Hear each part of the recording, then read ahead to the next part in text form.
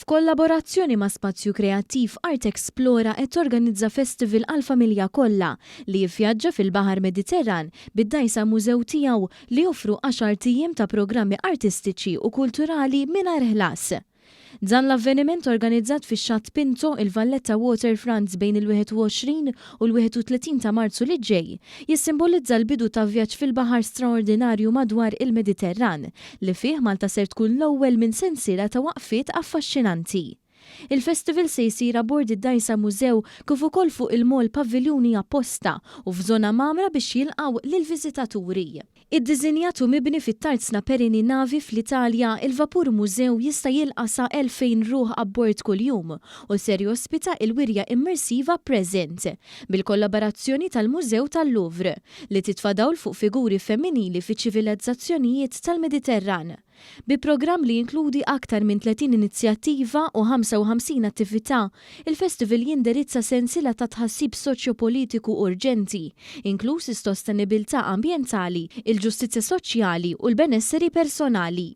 Daniela Zoppardi, direttur artistiku ta' Spazju Kreattiv, enfasizza li kulħadd għandu jissieħeb f'dan il-vjaġġ straordinarju u jbaħħar fuq missjoni biex jaqgħad komunitajiet permezz tal-lingwa universali tal-arti.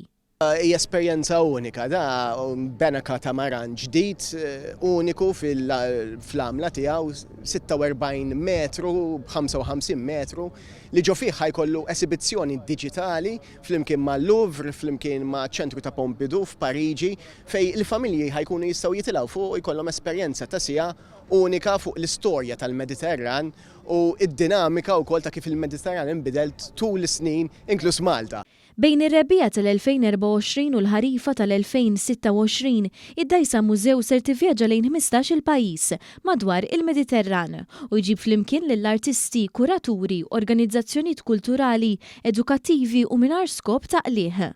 Il-Ministru għall-Wirt Nazzjonali l-Arti u l-Gvern Lokali Owen Bonnici tenna li billi tuża l-Port tal-Mediterran bħala pjattaforma għal skambju kulturali, din l-inizjattiva għandha lan li tkisser il-fruntieri soċjopolitiċi u tippermetti lill-udjenzi jħadnu l-wirt tar-reġjun tagħhom filwaqt li jitbaxxew bir-rikkezza tal-arti kontemporanja.